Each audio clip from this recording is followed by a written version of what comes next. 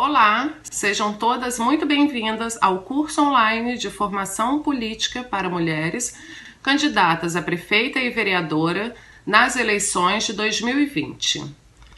Meu nome é Kelly Viter, sou advogada, presidente da Comissão da Mulher da 12ª Subseção da Ordem dos Advogados do Brasil, em Campos dos Goytacazes, Rio de Janeiro.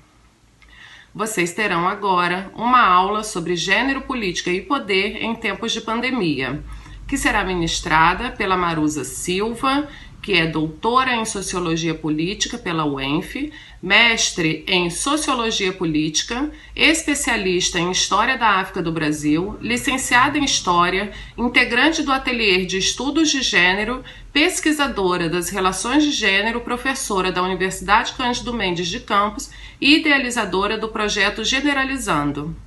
Tenham todas uma boa aula.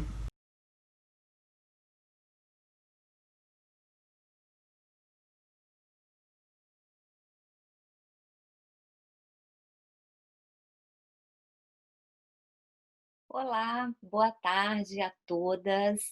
Gostaria de começar minha fala agradecendo ao convite para ministrar essa aula, a primeira aula do curso de formação política para as mulheres. Estou muito feliz com essa oportunidade, muito feliz de estar aqui com vocês para falar um pouco sobre gênero, sobre política, sobre poder, especialmente nesses tempos em que estamos vivendo, no tempo de pandemia. Aproveito também para parabenizar a Comissão da OAB Mulher pela iniciativa, reforçando aqui a necessidade, a importância, a relevância e a urgência de trazermos essas discussões a fim de formar politicamente mulheres para que elas possam estar empoderadas para enfrentar esse processo, que é um processo árduo, um processo bastante custoso, que demanda muita energia, sem contar que esse é um espaço masculinizado.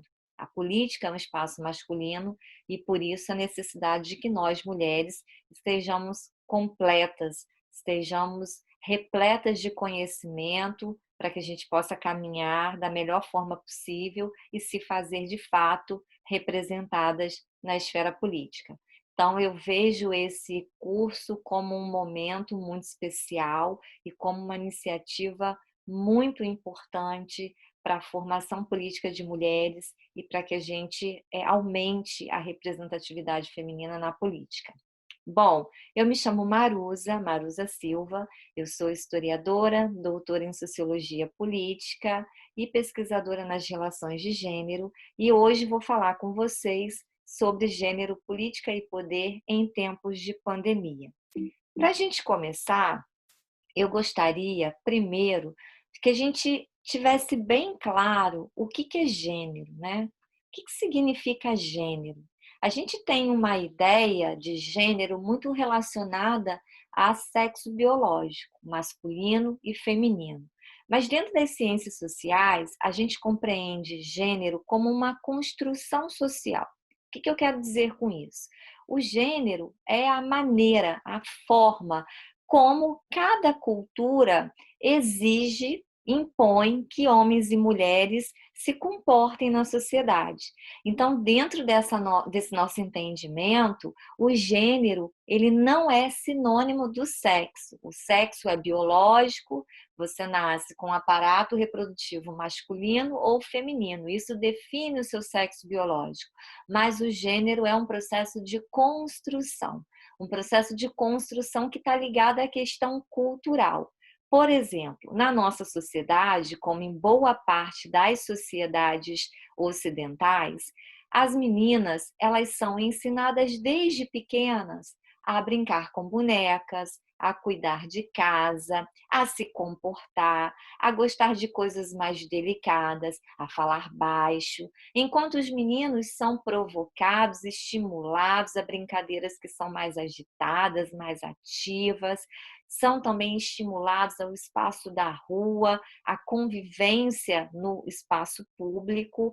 Então, o gênero ele vai definindo esse comportamento social, como uma mulher deve se comportar, como um homem deve se comportar na sociedade. Bom, Nesse momento, vocês talvez estejam se perguntando, mas o que que isso tem a ver com política? O que que isso tem a ver com a ação da mulher no cenário público? Isso tem tudo a ver. Porque diante dessa construção social, a partir dessa construção social, a nossa sociedade ela vai consolidando espaços como masculino e espaços como femininos. Por exemplo, o espaço da casa, o espaço doméstico na nossa sociedade é entendido como um espaço da mulher. A mulher deve cuidar do espaço privado, ela deve cuidar da casa, da família, dos filhos. Já o espaço público e, sobretudo, alguns espaços, como é o espaço da política, isso foi construído e consolidado como um espaço masculino. Basta a gente olhar para a história recente da nossa República e a gente tentar localizar aí as mulheres, por exemplo, que ocuparam o poder executivo no Estado, no ente federal. A gente vai encontrar na nossa história apenas uma presidente, apenas uma mulher que ocupou um dos cargos mais importantes de uma república federativa, como é o nosso caso. Por que que isso acontece? Isso tem que causar estranhamento. Por que que a gente tem menos mulheres ocupando espaços de poder, espaços de decisão? Porque elas são menos capazes que os homens? Não. Porque esses espaços, historicamente, socialmente, foram construídos como masculino e foram criados uma série de obstáculos para evitar ou ao menos dificultar a entrada da mulher nesses espaços de decisão e de poder. Por isso é tão importante que a gente comece a nossa aula a partir desse conceito, o gênero como um conceito, que apresenta para a gente relações de poder.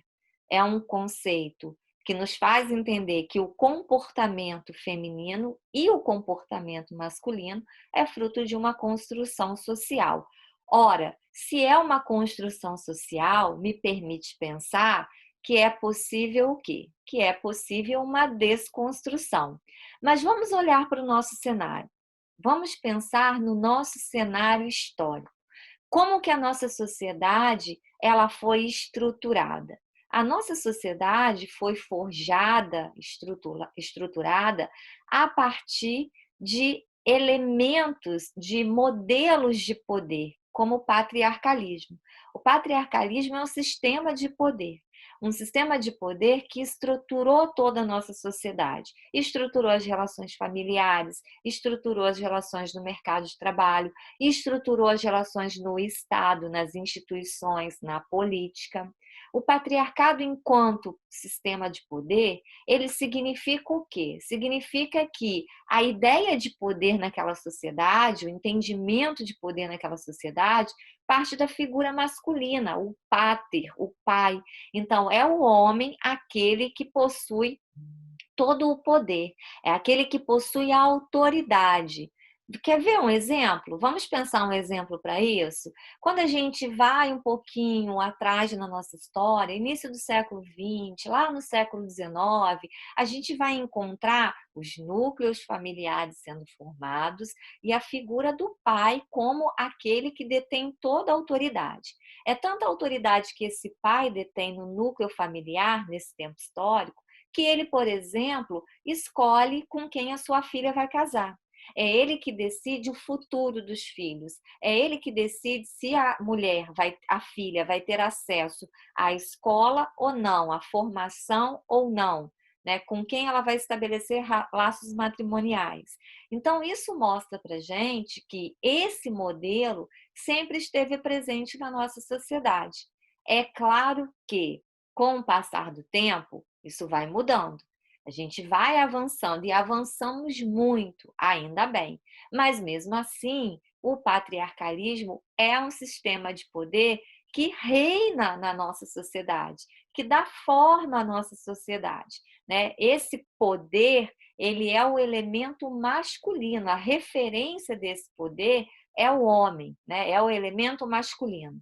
E isso impede, né? Historicamente, isso impediu a autonomia feminina. Mais uma vez, voltando ao exemplo que eu dei agora há pouco, para a gente pensar início do século XX, para a gente pensar século XIX, que autonomia tinha a mulher nesse momento da história? Ela não podia escolher com quem ela iria se casar. Uma vez casada, ela não poderia escolher se ela, né, se ela queria ou não permanecer naquele relacionamento. Ela era obrigada a permanecer. Ela não podia escolher se ela queria ou não ter filhos. A mulher não tem autonomia, né? Historicamente, o patriarcalismo ele foi impedindo a autonomia da mulher. Nos tempos atuais, a gente vai ter oportunidade ainda aqui de comentar isso, a gente avança nessa perspectiva. As mulheres hoje têm autonomia, têm direito à escolha, mas mesmo assim existem inúmeros obstáculos e empecilhos que vão na direção de criar impedimentos para que a mulher exerça de fato a sua autonomia. Um outro momento que eu quero trazer para a discussão aqui é a gente pensar na divisão sexual do trabalho. Eu falei agora para vocês que a sociedade brasileira ela foi forjada sobre o patriarcalismo, que é um sistema de poder onde o poder emana da figura masculina, onde o poder emana do homem. Ao mesmo tempo, nessa mesma sociedade, a gente tem uma lógica de divisão do trabalho, principalmente depois do surgimento do capitalismo. Que lógica de divisão do trabalho é essa? É um trabalho sexualmente dividido. O que eu quero dizer com isso? Um trabalho dividido por sexo. Ou seja, grosso modo, a gente está querendo dizer o seguinte: na nossa sociedade perdura ainda nichos profissionais que são considerados masculinos e nichos profissionais que são considerados femininos. Vou dar um exemplo. Quando a gente vai para a área da medicina, muito provavelmente vocês vão se deparar com muitas mulheres na pediatria, com muitas mulheres na obstetrícia. Mas se a gente fazer uma ginástica agora, né, tentando lembrar de algumas outras áreas da medicina, é muito possível que a gente se depare com a seguinte questão: realmente eu nunca fui a uma especialista mulher nessa área. Por exemplo, na ortopedia. A gente tem mulheres na ortopedia? Temos, mas a gente tem menos mulheres do que homens, muito menos mulheres do que homens. Então, isso é um exemplo para a gente entender como que algumas áreas vão sendo feminizadas e outras áreas masculinizadas. A pedagogia, né, a educação, o trabalho de cuidado, são áreas que se tornaram femininas, porque foram construídas como femininas. Isso por quê? Porque existe essa lógica de divisão sexual do trabalho, que começa dentro de casa, gente, que começa dentro do lar. Dentro do lar, o que acontece? Como é dividida as tarefas? As mulheres ficam incumbidas pelo trabalho doméstico, quase que na sua plenitude, né, com algumas exceções. As mulheres ficam ali responsáveis pelo cuidado dos filhos, pelos cuidados das pessoas mais velhas da família, dos doentes, e os homens se ocupam com tarefas que estão relacionadas ao espaço público. Essa divisão sexual do trabalho, que não é igualitária dentro do lar, ela vai ser reproduzida no espaço público. Reproduzida da seguinte forma: terei trabalhos, nichos de trabalhos, onde eu tenho muito mais mulheres do que homens. E outros nichos onde eu tenho muito mais homens do que mulheres. Eu vou para o trabalho doméstico, por exemplo, o trabalho da babá, eu vou encontrar muito mais mulher do que homem trabalhando como empregado doméstico. No entanto, quando eu vou para o cenário da política, por exemplo, por mais que as mulheres tenham se feito representar, e a gente tem medidas que vão levar a essa questão, como a lei das cotas, o espaço político ainda é um espaço marcado pela divisão sexual do trabalho, ainda é um espaço marcado pelo recorte de gênero. É um espaço masculino, onde você tem uma maioria masculina. Há uma outra questão importante sobre a divisão sexual do trabalho que eu gostaria de comentar, que é justamente essa sobrecarga que fica sobre as mulheres. Uma vez que a nossa sociedade delineou, por assim dizer, que o trabalho doméstico, que o trabalho de cuidado, que o trabalho do lar é um trabalho feminino, as mulheres têm muito menos tempo do que os homens para se dedicar às suas carreiras, à sua qualificação, porque elas precisam enfrentar muitas vezes dupla jornada. Elas precisam conciliar família, trabalho doméstico com o trabalho fora do lar, com o trabalho na esfera pública, né, no espaço público. Isso porque essa divisão sexual do trabalho dentro do lar, ela não acontece de maneira igualitária. As mulheres ficam responsáveis pela maior parte desse tipo de trabalho. Avançando um pouco mais, mas ainda assim falando do nosso cenário, e aí a gente está aqui fazendo um esforço para pensar historicamente esse cenário, a gente vai falar um pouquinho sobre a participação feminina na política, né? A gente vai dar um sobrevoo histórico, falar de uma forma mais geral, como a mulher, historicamente, ela vai se inserindo nesse espaço, que é um espaço, como eu disse agora há pouco, um espaço muito masculinizado. Se a gente for pegar, né, as experiências públicas, por assim dizer, políticas das mulheres, a gente vai ter que voltar ao período imperial. É lá que a gente tem a primeira experiência, né, de fato, de envolvimento de mulheres ou de uma mulher em discussões que são de interesse público, né, discussões que interessam a toda a sociedade. No período imperial, entre 1822 e 1889, né, o segundo reinado, como a gente costuma dizer, né, onde quem governava era o imperador Dom Pedro II, a gente tem ali uma primeira luta da mulher nesse espaço político, nesse espaço público, que foi a luta pelo direito à educação. As mulheres na nossa sociedade, elas não tinham direito à educação. A educação, ela era voltada para os homens, porque a educação era voltada para o espaço público, era voltada para pensar, para refletir, para raciocinar, para criticar, para discordar.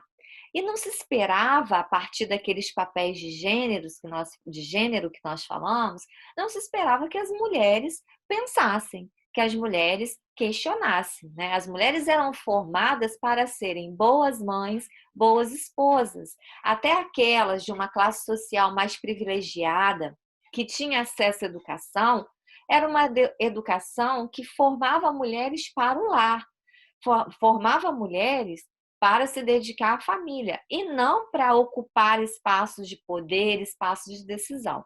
Em 1822, aí no Segundo Império, a gente começa a ter as primeiras movimentações em defesa do direito da mulher de ter acesso a uma educação igual à educação dos homens.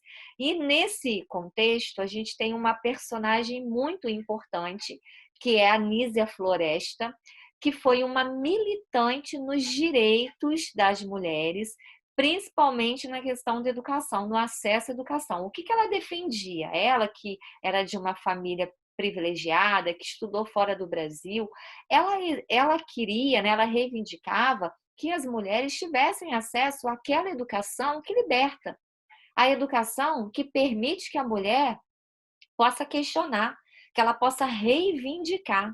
Né? Então, a Nísia Floresta ela vai voltar para o Brasil depois de passar um tempo na França, se formou lá, ela volta para o Brasil e começa a implementar essa luta. E ela vai ser a fundadora da primeira escola para meninas no Brasil, que foi montada, edificada na cidade do Rio de Janeiro. E vai sofrer muita repressão, vai sofrer muita crítica por conta disso, né? Na escola que ela construiu, as meninas estudavam, por exemplo, matemática, filosofia, né? Ciências que permitiam que elas tivessem condições de ascender na vida pública. Depois desse período, a gente tem um outro evento importante, que na verdade eu quero destacar dois eventos. um é de 1907 e outro de 1917, o primeiro evento foi uma greve de costureiras que aconteceu no Brasil. Foi uma greve mobilizada por mulheres, né? A primeira greve de mulheres no Brasil. E o que essas mulheres reivindicavam? Melhores condições de trabalho. Nessa época, as fábricas elas funcionavam sem regulamentação trabalhista. A gente não tem lei trabalhista ainda nesse momento. Então, a jornada de trabalho era muito extensa. As condições também das fábricas, que eram instaladas em porões, mal iluminados, mal ventilados, era uma situação precária. Então, essas mulheres decidem parar o trabalho e fazem uma greve reivindicando melhores condições de trabalho. Depois, 10 anos depois, em 1917, uma greve de volume ainda maior acontece, uma greve que é uma greve feminina, né, uma greve feminista, por assim dizer, uma greve de mulheres, mas que vai ter influência, né, dos imigrantes europeus que já estavam no Brasil nesse contexto. E essas mulheres, junto com esses imigrantes, vão exigir melhores condições de trabalho e salário igualitário. Porque, gente, além de termos desigualdade, né, na condição do trabalho, são condições precárias, como nós falamos, ainda havia desigualdade salarial. Os homens e as mulheres trabalhavam nas mesmas funções, com a mesma carga, com a mesma rotina de trabalho, e mesmo assim as mulheres ganhavam menos que os homens. Em alguns cenários, até um terço do salário masculino, né? Metade do salário masculino, depende do cenário que a gente vai observar. Essa greve foi importante por quê? Porque ela conseguiu lograr vitórias. Ela conseguiu, por exemplo, que os salários se equiparassem, né? Nesse cenário das fábricas, que homens e mulheres, operários, ganhassem o mesmo valor. Em 1922, mais um passo a gente tem na luta dos direitos femininos e também da participação feminina na política, que foi o surgimento, a fundação da Federação Brasileira pelo Progresso Feminino, que foi fundada em 1922 e que reivindicava o voto e o livre acesso das mulheres ao campo de trabalho. Então, a gente tem aqui, podemos sinalizar que é nesse momento de fato que a gente começa a ter um envolvimento maior das mulheres nesse campo político. As mulheres não podiam votar, era proibido, né? Não podia estudar, não podia votar, elas estavam à margem dessa sociedade organizada. E aí, em 1922, a Fundação Brasileira pelo Progresso Feminino começa a reivindicar, fazendo muita pressão na sociedade, para que as mulheres tivessem acesso ao voto e tivessem livre acesso ao mercado de trabalho, ao campo de trabalho. Muitas mulheres só podiam trabalhar caso o marido ou o pai desse autorização. Agora, eu queria fazer uma ressalva. Quando a gente fala sobre direito da mulher ao acesso ao campo de trabalho, é preciso que a gente faça uma observação importante. Estamos falando, sobretudo, de mulheres de classe média, porque as mulheres pobres, elas sempre trabalharam, o histórico da mulher pobre sempre foi o histórico do trabalho, de conciliar casa, filho, família e trabalho fora do lar. Mas nesse momento aqui, essa exigência, essa reivindicação está muito relacionada às mulheres de classe média, média alta, que não podiam trabalhar. Em 1922, olha como a gente vai avançando nesse cenário. Foi autorizado o primeiro voto feminino, no mesmo ano em que foi eleita a primeira prefeita do Brasil. Isso aconteceu no Rio Grande do Norte. Alzira Soriano de Souza foi eleita a primeira prefeita do Brasil, ainda em 1928. Ambos os atos vão ser anulados mais tarde, né? Mas abriram um precedente para a discussão da cidadania feminina. O Rio Grande do Norte, gente, foi um estado à frente no cenário brasileiro no que tange à busca de direitos políticos para as mulheres. Ali, em 1928, quando em todo o Brasil as mulheres não votavam, foi aceito, né, foi aprovado o voto feminino e foi eleita a primeira prefeita.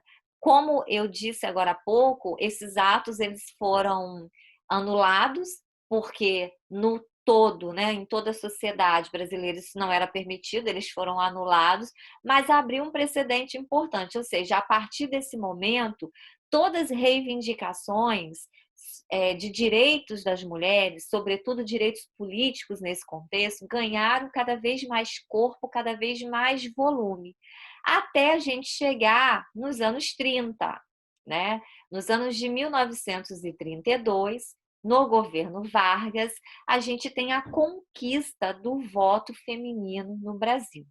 Mas existiam alguns limitadores. Por exemplo, né, só podiam votar mulheres que fossem alfabetizadas. Então, as mulheres analfabetas não podiam votar, por exemplo. No ano de 1932, um ano depois de 1932, um decreto foi aprovado e nesse decreto, né, reconhecia-se ali a eleição da primeira deputada federal do Brasil, chamada Carlota Pereira de Queiroz, que era uma paulistana, né? Então, um ano depois do decreto de 32, que permitia o voto para as mulheres, dentro dessas condições, né, mulheres que soubessem ler e escrever. Um ano depois, a gente tem a primeira deputada eleita no Brasil. Mas a conquista plena mesmo do voto no Brasil, ela só vai acontecer com a Constituição, a promulgação da Constituição de 1946, onde de fato fica regulamentado e garantido que as mulheres tenham acesso, tenham direito ao voto, né? Essa reivindicação pela participação política, como vocês podem observar, é uma reivindicação bem antiga, né? A gente lá desde 1928, antes dos anos 30 no Brasil, já havia movimentação e reivindicação por voto. Se a gente volta um pouco no tempo, né, até vou voltar aqui um pouquinho o slide para vocês reverem essa informação, em 1922, assim que a Federação Brasileira pelo Progresso Feminino ela foi fundada, a gente já tem uma agenda ali de reivindicação de voto feminino no Brasil. Nessa imagem, a gente tem o registro da primeira eleitora no Brasil, né, que é lá no estado do Rio Grande do Norte, em 1927, a professora Celina Guimarães Viana. E temos aqui também a imagem da Alzira Soriano de Souza, que foi a primeira prefeita eleita do Brasil, na cidade de Lages, no Rio Grande do Norte, em 1928, antes do decreto de 1932, que dava à mulher brasileira direito ao voto. E nessa terceira imagem, a gente tem a Carlota Pereira de Queiroz, a primeira deputada eleita no Brasil. Bom, falamos um pouco, né, de maneira muito sucinta sobre esse histórico da participação feminina na política, e agora a gente vai trazer essa conversa nossa para a realidade, né, para a atualidade. Pensar a representatividade política na atualidade, para que a gente possa entender por que é importante estarmos aqui reunidas para falar sobre gênero, para falar sobre poder, para falar sobre política na atualidade, em tempos de pandemia. É importante a gente entender esse cenário para que a gente também possa compreender por que é importante uma ação como essa que está sendo realizada por meio da Comissão AB Mulher, um curso de formação política para as mulheres. Porque o nosso cenário atual mostra que avançamos, mas que ainda falta muito para a gente chegar a um momento de igualdade, a um momento de fato de paridade. Ainda há um longo caminho pela frente. Hoje, como é o nosso cenário? O nosso cenário hoje é um cenário onde a maior parte do eleitorado é composto por mulheres. Nós, mulheres, compomos a maior parte do eleitorado brasileiro. 52% do eleitorado brasileiro é composto por mulheres, de acordo com o IBGE. Vejam, mais da metade. Esse cenário, ele coloca o Brasil na lanterna, olha que título desagradável, na lanterna dos rankings que medem a presença feminina no poder, porque eu estou considerando, primeiro, que eu tenho a maior parte do eleitorado que é composto por mulheres. E, ao mesmo tempo, eu não tenho essa igualdade na representatividade. A gente ocupa, né, as posições de lanterna nos rankings que medem a presença da mulher em espaço de poder.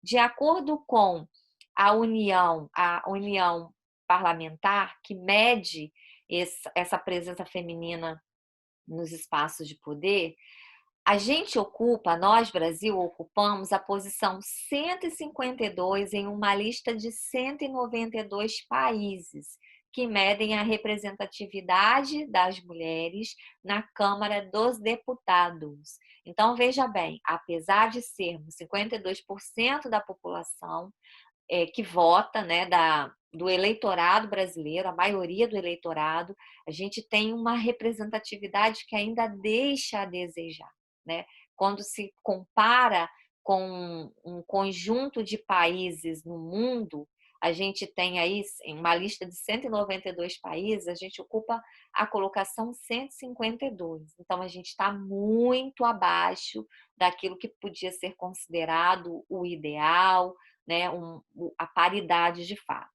Já entre os cargos do executivo, em uma lista de 186 países, a gente ocupa a posição 161. Então, vejam vocês como ainda, né, existe esse lapso aí, ainda existe esse espaço de ocupação das mulheres nos espaços políticos de representatividade, de poder e de decisão. Aqui nessa tela, vocês vão conseguir ver, a gente tem um quadro, né? A gente tem um gráfico que mostra um pouquinho para a gente a atualidade da representatividade feminina na política. A gente tem a composição do Congresso por gênero, de 513 deputados federais. Nós temos um percentual de 85% de homens. Observem vocês como é alto esse percentual. 436 deputados federais contra 15% de mulheres, 77% de mulheres. A gente está falando de uma desigualdade pequena, não. A gente está falando de uma desigualdade significativa, muito significativa. Quando a gente vai para o Senado, a gente não tem uma mudança muito grande nesse cenário, não. De 81 senadores, a gente tem 84% de homens, 68 homens, e apenas 16% de mulheres, 13 mulheres. Ou seja, as mulheres, elas estão em minoria dentro desses espaços importantes, que são os espaços de poder político, de fato, de condição de resolução dentro desses espaços de decisão. Nós ainda estamos muito longe de uma representatividade adequada. Mais uma vez, comparem esses números com o número da população, o número com o percentual do contingente da população que vota, né? Somos a maior parte do eleitorado. Por que a nossa representatividade ela é tão pequena? Por que a nossa representatividade não é mais igualitária, não é mais paritária? A pergunta que a gente tem que fazer é: o que impede? Porque, veja bem, se a gente vai para o campo jurídico das normas, das leis, das legislações, a gente tem já alguns importantes instrumentos que servem à garantia da participação das mulheres no pleito, né, nas campanhas, nas eleições. Primeiro, o fato da mulher ser eleitora no Brasil, todas as mulheres. Segundo, alguns estímulos, alguns incentivos, como a lei de cota, que os partidos políticos precisam se adequar para ter mulheres no seu quadro, né? E mesmo diante desses estímulos, desses instrumentos, a gente tem essa representatividade tão baixa. Então, a pergunta que a gente tem que fazer é: o que impede? Quais são os obstáculos? O que atrapalha? O que desencoraja mulheres de participarem da política efetivamente? E quando elas são encorajadas a participar, quais são os obstáculos e os desafios que elas enfrentam? Esses obstáculos e esses desafios, eles são impedimentos para que aquela carreira deslanche, para que ela seja eleita, para que ela represente outras mulheres. Essas questões não são fáceis de ser respondidas, mas a gente consegue identificar alguns elementos na nossa sociedade que nos ajudam a entender por que essa representatividade ela é tão baixa. Né? Primeiro, a gente volta e a gente remexe à nossa estrutura social e cultural. Não há como responder o porquê de uma baixa representatividade feminina na política se eu não remexer à minha estrutura social. Se eu não voltar à minha estrutura social e reconhecer e identificar quais são os obstáculos que ainda permanecem na minha sociedade. E aí eu vou enumerar alguns para vocês. O primeiro obstáculo, e talvez um dos mais relevantes, seja a divisão sexual do trabalho. É aquela mesmo que falamos agora há pouco, lá no início, né, que coloca, estipula nichos profissionais como nichos verdadeiramente masculinos e verdadeiramente femininos. A divisão sexual do trabalho que sobrecarrega mulheres, que nos sobrecarrega, porque a gente precisa cuidar da família, a gente precisa cuidar da casa, a gente precisa cuidar da esfera doméstica para só depois nos dedicarmos à esfera pública, à nossa carreira, aos nossos objetivos, à nossa qualificação. Então, essa divisão sexual do trabalho é o impedimento, é o que está na raiz de tudo isso. Para vocês terem ideia, de acordo com um levantamento do IBGE, as mulheres gastam, em média, o dobro do tempo gasto pelos homens com as tarefas domésticas e de cuidados. O que são as tarefas domésticas? Limpar, lavar, cozinhar, arrumar, fazer compras, tirar o lixo. São todas essas tarefas imprescindíveis para a vida social. Veja bem, todos nós precisamos disso, né? Minimamente dessa organização doméstica. E as tarefas de cuidados? É o cuidado com o outro, que fica a cargo da mulher. É o cuidado primeiro com os filhos, né? A maior parte das mulheres cuidam dos seus filhos sozinhas. Quando a gente pega a realidade brasileira e quando a gente faz um recorte, além de gênero, um recorte de classe e de cor, veremos que a maior parte das mulheres que chefiam família, que cuidam dos seus filhos sozinhas, são mulheres periféricas, pobres e negras. Então, o cuidado com a criança, com o filho, é um cuidado que se tornou feminino, basicamente feminino. E fora o cuidado com outros membros da família, os idosos, os doentes. As mulheres vão assumindo essa sobrecarga. Isso impede, isso desencoraja, isso desanima a participar. Vocês que estão aqui com a gente, que estão participando da eleição, que estão como candidatas nessa eleição de 2020, poderão confirmar o que eu vou falar agora. O espaço político, a carreira política, o fazer uma campanha, o se envolver com a esfera política requer tempo, energia, disponibilidade. Muitas mulheres não se encorajam justamente por quê? Porque elas estão presas nesse cenário da divisão sexual do trabalho. que impede que elas tenham esse tempo, essa disponibilidade para participar das reuniões de partido, para participar de reuniões que são importantes para construir agendas, para construir e conseguir apoio. Isso demanda tempo, um tempo que para a mulher que não possui uma relação de equidade com seus parceiros, é um tempo muito difícil de você ter, porque você está lá embrenhada nessas tarefas de cuidado e do trabalho doméstico. Isso impede, isso gera um obstáculo para as mulheres, né? Aquelas que vão encarar, vão precisar conciliar isso, vão se sentir sobrecarregadas, isso impede qualificação. Quantas mulheres decidem parar de estudar, quantas mulheres decidem não fazer aquele mestrado que sempre quis fazer, uma pós-graduação, um curso de qualificação, porque não tem com quem deixar o filho, porque as aulas ocorrem no momento em que você está na organização da sua casa, na hora do almoço, quando você está cuidando do outro. Então, a divisão sexual do trabalho é um impedimento, gente, é um obstáculo. A divisão sexual do trabalho é uma pauta importantíssima dos movimentos feministas, que há muito tempo já vem chamando atenção para isso, dizendo o seguinte: é preciso pensar a divisão sexual do trabalho como uma questão pública. Isso não é um problema só do casal, isso não é um problema só da mulher. Esse é um problema da sociedade. É preciso conscientizar homens, meninos, de que tarefa doméstica, que tarefa de cuidado com o filho deve ser compartilhada igualmente. Para além disso, é preciso pensar políticas públicas que dê apoio e sustento para essas mulheres.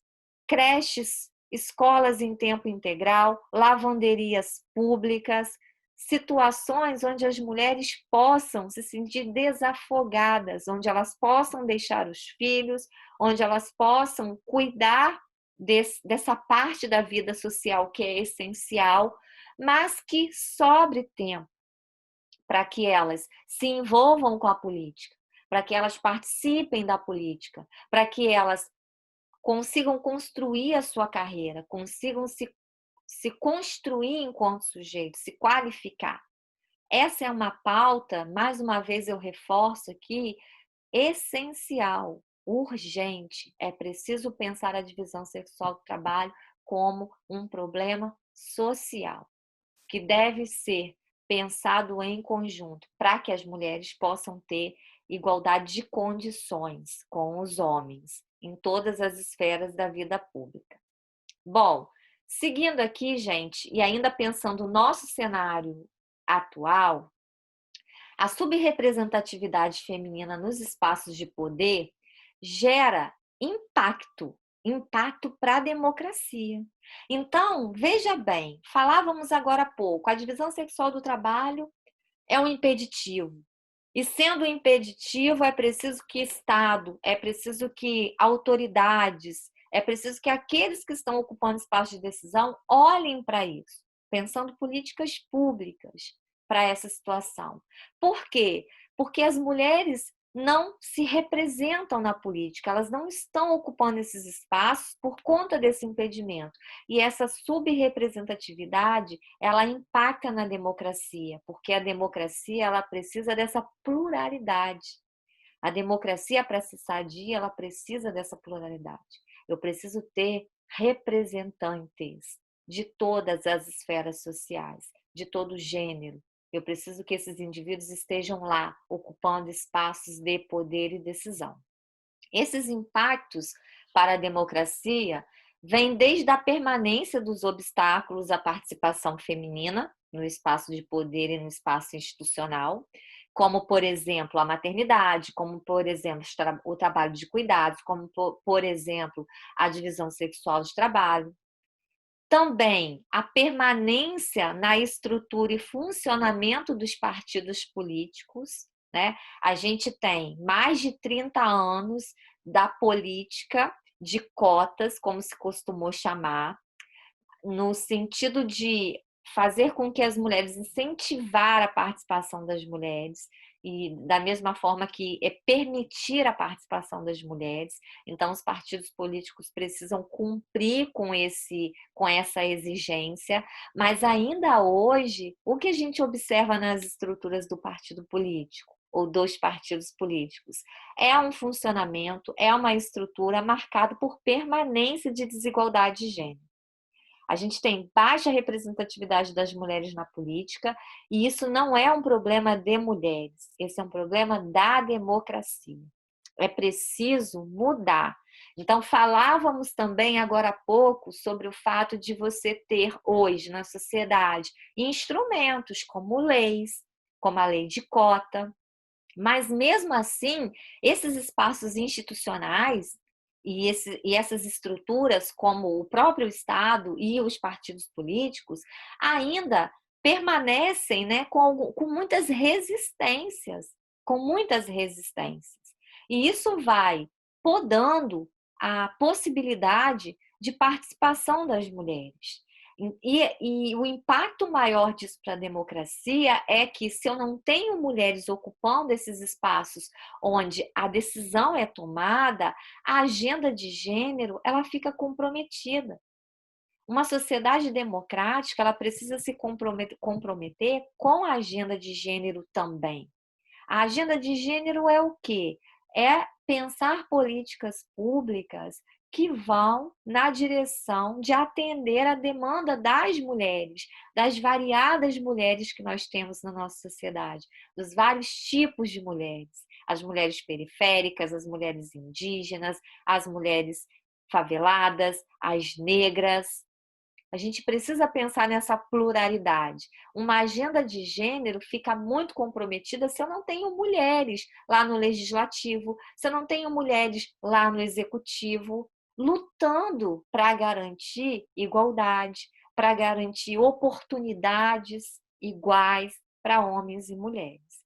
Então, o impacto da subrepresentatividade não é um impacto meramente discursivo, da gente falar, as mulheres são menos representadas no espaço político, é um impacto na democracia, é um impacto no todo, é um impacto na sociedade.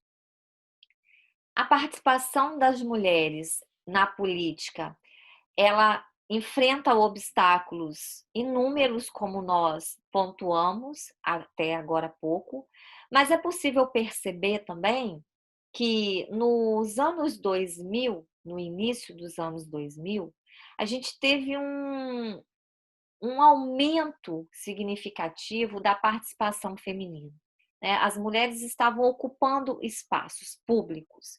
Na política, você tem a tentativa da entrada das mulheres, você tem mais mulheres participando dos pleitos, e nas ruas você tem as mulheres também ali reivindicando direito. Isso no início dos anos 2000. Então, cresceu significativamente nesse contexto o número de mulheres em marchas nas ruas, nas organizações de coletivo e vários outros movimentos sociais. Então, essa movimentação e esse envolvimento das mulheres reivindicando direito, reivindicando participação política, abriu ali uma brecha para que essa atuação das mulheres ocorresse também no âmbito estatal. É só a gente pensar que tivemos aí a primeira presidente do Brasil, a primeira mulher presidente do Brasil. Então, a gente observa que no decorrer desses primeiros anos, dos anos 2000, né, a gente teve aí uma maior participação das mulheres no espaço público. Esse é um avanço importante que a gente precisa sinalizar. Dizer que houve avanço não significa dizer que aqueles problemas, né, que nós colocamos como obstáculos foram superados. Não, não foram superados, eles ainda persistem, e mais forte do que nunca. Mas, mesmo assim, mesmo diante dessa situação, a gente conseguiu observar um aumento, né, da participação das mulheres, não só pensando na esfera do Estado, na esfera estatal, mas pensando também nesses movimentos, né, políticos, que reivindicam, que questionam, que fiscalizam o poder público. No entanto, no momento atual, a gente observa um retrocesso onde as mulheres estão novamente numa situação muito mais delicada, né? Onde são atacadas, onde os movimentos sociais, movimento feminista é muito atacado por uma ala mais conservadora desse Estado, mais conservadora dessa política. Eu trouxe aqui para vocês, para ilustrar, dois movimentos que eu acho importantes para a gente pensar esse espaço de poder e pensar esse envolvimento da mulher, a demanda da mulher na democracia, né? A exigência, as reivindicações das mulheres. O primeiro é o movimento da Marcha das Margaridas, que é um movimento que leva às ruas milhares de mulheres, contemplando uma agenda diversa, de mulheres camponesas a mulheres indígenas. Essa marcha reivindica representatividade política, reivindica condições de trabalho, igualdade, políticas públicas para as mulheres. E um outro movimento também muito importante é a Marcha das Mulheres Negras, que reivindica também representatividade, que reivindica também melhores condições, igualdade e, sobretudo, né, a luta, o combate ao preconceito racial, ao racismo. Existem inúmeras pesquisas do IBGE, pesquisas de centros de pesquisas reconhecidos no Brasil, de universidades importantes, que deixam claro esse retrato da desigualdade no nosso país. A gente sabe que o Brasil é um país extremamente desigual, e essa desigualdade brasileira, ela é uma desigualdade que ela possui elementos que vão se sobrepondo uns aos outros. Além da desigualdade de classe, que é a desigualdade econômica, a gente tem a desigualdade de gênero, como a gente está conversando aqui hoje, né, falando sobre isso, e a desigualdade de cor. Então, isso significa que para uma mulher viver na sociedade brasileira é complicado, é difícil, né, porque a situação da mulher não é a situação igual do homem. Vocês que estão aqui assistindo a essa aula, participando do curso e que estão envolvidas na política, se candidataram, podem confirmar o que eu estou dizendo. O espaço político não é um espaço de igualdade.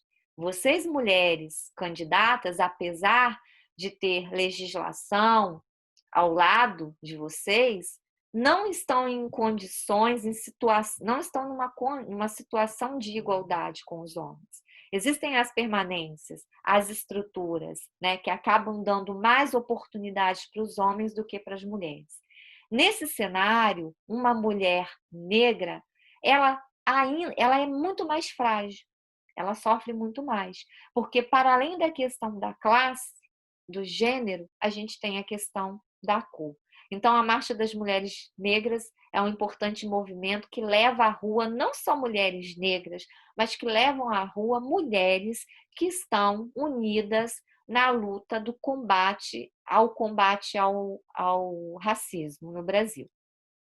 Bom, gente, como a nossa proposta é fazer toda essa discussão, trazendo para o campo do momento atual, né, da pandemia, a gente vive um momento de exceção e um momento que coloca a mulher numa situação ainda mais frágil, né? Durante esse cenário da pandemia, que já tem aí 6 meses, mais ou menos, né, da dita quarentena, o que tivemos? Tivemos um aumento significativo no número de violência contra a mulher, e aí várias agências nacionais e internacionais apontam em números esse aumento. Uma sobrecarga de trabalho, porque aquelas mulheres que podem fazer o home office, né, que o seu tipo de trabalho permite que elas fiquem em casa, trabalhando em casa, estão se vendo sobrecarregadas, porque precisam ali continuar a produtividade, batendo as metas, alcançando os objetivos dentro de casa, cuidando da casa, acompanhando os filhos na aula remota, né? Muitas dessas mulheres contavam com uma rede de apoio para conseguir trabalhar. Elas contavam, por exemplo, com a escola, que é uma rede de apoio importante, com a creche, por isso que políticas públicas são essenciais para as mulheres, né? Escola em tempo integral, creche pública. Essas mulheres contavam com essa rede de apoio, muitas contavam com o trabalho de outras mulheres, babás, empregadas domésticas, que num momento como esse fica suspenso, dadas as orientações, né, do distanciamento, do isolamento e tudo mais. Então, essas mulheres estão sobrecarregadas. Sobrecarga de trabalho aumentou para as mulheres. Também já existem estudos, tanto da área sociológica quanto da psicologia, que mostram os impactos da sobrecarga do trabalho home office para as mulheres nesse contexto de pandemia. Além disso, né, além do aumento da violência contra a mulher, para a gente ter ideia de como a mulher está frágil num cenário como esse. Além do aumento da violência contra a mulher, além da sobrecarga de trabalho, uma organização, na verdade, duas organizações, a Organização Gênero e Número e Sempre Viva a Organização Feminista, apontaram num estudo recente, que foi divulgado no mês de julho, final de julho, que metade das mulheres passaram a cuidar de alguém durante a pandemia. Então, durante a pandemia, além de todos esses problemas que a gente está, né, habituada a discutir e a ver sendo discutido na TV, por exemplo, né, desemprego, diminuição de renda, as escolas fechadas, as creches fechadas, home office. Além disso, metade das mulheres passaram a cuidar de mais alguém durante a pandemia. Idosos, doentes, crianças. Esses dados nos mostram o quê? Nos mostram que a situação para a mulher ainda é uma situação muito complicada, sobretudo num contexto de pandemia. Sobretudo quando a gente está pensando o quê? A gente está pensando pandemia, a gente está pensando gênero e a gente está pensando eleições. Quais são os impactos? Quais são os desafios de um contexto de pandemia de Covid-19 para as eleições 2020, considerando a mulher nesse contexto? Primeiro, a gente tem um desafio que se coloca como urgente, que é o quê? Que é a necessidade de garantir a viabilidade de candidaturas femininas. A importância de termos mulheres ali concorrendo às eleições, mulheres participando do pleito, mulheres para representar a agenda feminista, para representar a agenda de gênero, para representar políticas públicas para as mulheres. Então, é preciso viabilizar isso. É preciso garantir essa viabilidade. Esse é um desafio. É um desafio por quê? Porque muitas dessas mulheres estão sobrecarregadas, porque muitas dessas mulheres sofrem violência, porque muitas dessas mulheres estão cuidando de mais alguém durante a pandemia. E como conciliar isso com uma candidatura? Como conciliar isso com uma entrada no campo político, né? Com o cenário da epidemia e todas as restrições, obviamente, que vamos enfrentar, né, nas campanhas, para a realização das campanhas, os partidos políticos tendem a não ter incentivos, além daqueles que já estão colocados, além daqueles que já são determinações obrigatórias do TSE, do Supremo Tribunal Federal. Né? Então, há uma tendência nesse contexto de que os partidos passem não, porque isso já é um histórico, né? Privilegiem as grandes campanhas, prejudicando as mulheres, sobretudo as mulheres negras, né? Porque a gente tem que fazer esse recorte de cor também nessa nossa análise. Então, diante desse cenário, a gente tem primeiro um desafio que é viabilizar as candidaturas femininas. Né? Trazer essa mulher primeiro para a política e fazer com que aquela candidatura seja viável. Segundo desafio é que, num cenário de restrições, muito provavelmente, poucos incentivos serão dados para além daqueles que já temos, das cotas, por exemplo, né? Os que já estão positivados. Então, há uma tendência desses partidos privilegiarem as grandes campanhas. E isso prejudica, obviamente, as campanhas das mulheres, e, sobretudo, das mulheres negras, né? Mesmo pensando, gente, em um contexto em que a própria mulher pode financiar a sua campanha, elas enfrentam desafios, porque a mulher, ela não foi, nós não fomos educadas para fazer investimentos de risco, né? Para colocar o nosso dinheiro em algo que é arriscado, que você não sabe se vai dar certo, se vai colher fruto.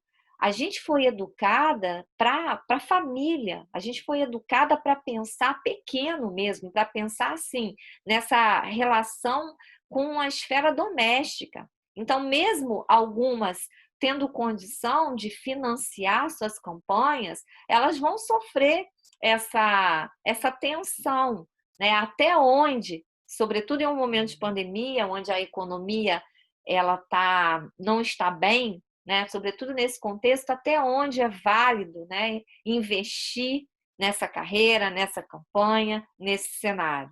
Então, esses desafios, eles se apresentam hoje, nesse momento. Se apresentam também como desafios, né? O cumprimento da lei de cota na política, né? É obrigatória a cota de 30% das candidaturas de um partido político para as mulheres.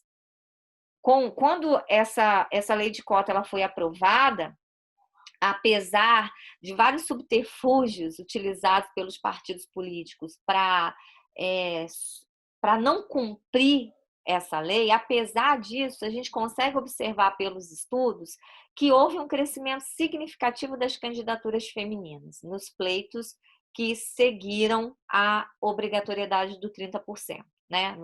Nos anos subsequentes. Nós tivemos um crescimento, mas mesmo assim o número de mulheres eleitas não tem sofrido alteração significativa. Então, observe, a gente tem dois movimentos importantes para a gente pensar. O primeiro é que houve sim um aumento, um crescimento significativo nas candidaturas de mulheres, mas, ao mesmo tempo, não mudou o número de mulheres, não mudou de maneira significativa o número de mulheres eleitas, né? Então, há candidaturas, mas de fato eleger mulheres ainda é um desafio. Haja visto aquele gráfico que nós vimos lá atrás, né, sobre o percentual de deputadas federais e de senadoras no Brasil, como está, né, muito desigual. Em 2018, o Supremo Tribunal Federal ele definiu que 30% do fundo partidário deve ser destinado às candidaturas femininas. E isso também foi um avanço. Por quê? Porque antes era 15%. Então, você tinha, dentro do quadro do partido político, 30% das candidaturas reservadas para as mulheres, mas do fundo partidário, 15% só para as campanhas das mulheres. Sabemos, vocês que estão nesse movimento, podem confirmar isso, né, e sabem melhor do que eu, que é preciso investimento para fazer campanha, é necessário investimento. Então, isso já era um elemento de desigualdade. 15% do fundo partidário destinado às candidaturas femininas. Candidatura feminina vista como menos relevante, né, gente? Como menos importante. De fato, é isso, é essa leitura que se faz. Aí, em 2018, a gente teve um avanço importante, que foi quando o Supremo, o STF, bateu o martelo e decidiu, não, 30% do fundo partidário vai ser destinado às candidaturas femininas. É preciso fiscalizar, porque, como eu falei no início, a gente tem avanços nos instrumentos legais, mas é preciso que haja fiscalização, porque senão a gente cai naquele cenário onde os subterfúgios são utilizados para continuar o mesmo esquema, a mesma estrutura, onde as campanhas maiores, que recebem mais investimentos, as campanhas que têm mais atenção são as campanhas masculinas, onde o espaço político continua sendo orientado pela lógica masculina. Por isso a fiscalização, e aí é uma fiscalização de toda a sociedade, é uma fiscalização que deve acontecer, né, para evitar que esses subterfúgios sejam utilizados. É preciso, como desafio, garantir qualidade e eficiência no cumprimento de políticas públicas já existentes. A gente tem política pública existente, boas políticas públicas bem desenhadas, mas é preciso garantir qualidade e eficiência nessas políticas públicas. E é preciso avançar na agenda de igualdade de gênero. A gente precisa colocar mais mulheres na política, a gente precisa colocar mais mulheres ocupando espaço de decisão, espaço de poder, para que a agenda de igualdade de gênero ela possa avançar, para que a gente possa ter uma agenda de gênero, de fato, né? Buscando oportunidades iguais para homens e mulheres na nossa sociedade. E essa agenda de gênero, ela deve ser articulada com classe e raça. Vocês terão uma aula, um segundo módulo desse curso, onde o tema a ser discutido será a questão da mulher, a mulher negra, né, dentro da política, dentro do espaço político. Não há como tirar essa relação, a gente precisa articular uma política pública de qualidade, uma agenda na direção da igualdade de gênero, precisa articular gênero, classe e raça. Precisa considerar esses 3 elementos.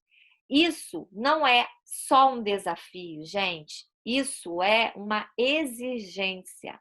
Uma exigência, né, que está sendo feita por organizações, organismos internacionais. É necessário que haja um compromisso dos estados, dos governos e da sociedade com uma agenda efetiva de igualdade de gênero, atentando-se para o perfil dessas mulheres, atentando para a questão da classe, atentando para a questão da raça. Nós, mulheres, todas nós compartilhamos agruras do gênero, a desigualdade de gênero, todas nós compartilhamos, mas cada uma de nós temos uma experiência muito particular com isso, porque deve-se contar nessa experiência a classe social e a cor. Se estivermos falando de mulheres periféricas e mulheres negras, essa situação ela é mais frágil, ela é mais delicada e ela carece de um olhar diferenciado, ela carece de um olhar específico. Dito tudo isso, pessoal, o que eu queria deixar aqui para reflexão, né? A gente só está começando esse ciclo aí de aulas, né, de palestras, que vão versar sobre vários temas relacionados a gênero, a política, a espaços de poder. Então, queria deixar como reflexão o entendimento de que o problema da representatividade feminina não é um problema das mulheres, e sim um problema da sociedade. Se a gente tem uma sociedade que se deseja mais justa, mais democrática, essa sociedade como um todo precisa abraçar, reivindicar e construir conjuntamente uma agenda de gênero, de igualdade de gênero. E isso começa por onde? Isso começa pela representatividade feminina em espaços de poder, em espaços de decisão. Por isso, mais mulheres na política, por isso, mais candidaturas femininas. Deixo aqui o meu endereço, o meu blog, caso alguém se interesse pelas discussões. Aqui vocês encontrarão um material bastante significativo e bastante sistemático sobre essas discussões que envolvem gênero, política, poder, violência. Então, para quem quiser saber mais, pode acessar o generalizando.blog.br e deixo também os meus contatos para quem quiser fazer algum contato, para ampliar a nossa conversa, a nossa discussão ou pensar algum projeto para o futuro. Mais uma vez, Eu agradeço a atenção e a audiência solidária de vocês. Desejo muito sucesso nas campanhas políticas e fico aqui na esperança de que nós, mulheres, possamos ocupar esses espaços, que a representatividade feminina na política seja de fato igualitária, paritária, para que a gente possa construir juntos e juntas uma agenda de igualdade de gênero. Obrigada e até uma próxima oportunidade. Espero que vocês tenham gostado da brilhante aula ministrada. Para confirmar sua participação, envie até o dia 31 de outubro de 2020 um e-mail para o maismulhereseleitas@gmail.com, informando o nome da aula, seu nome completo e o número do seu telefone. Agradecemos a sua participação e te esperamos no próximo módulo.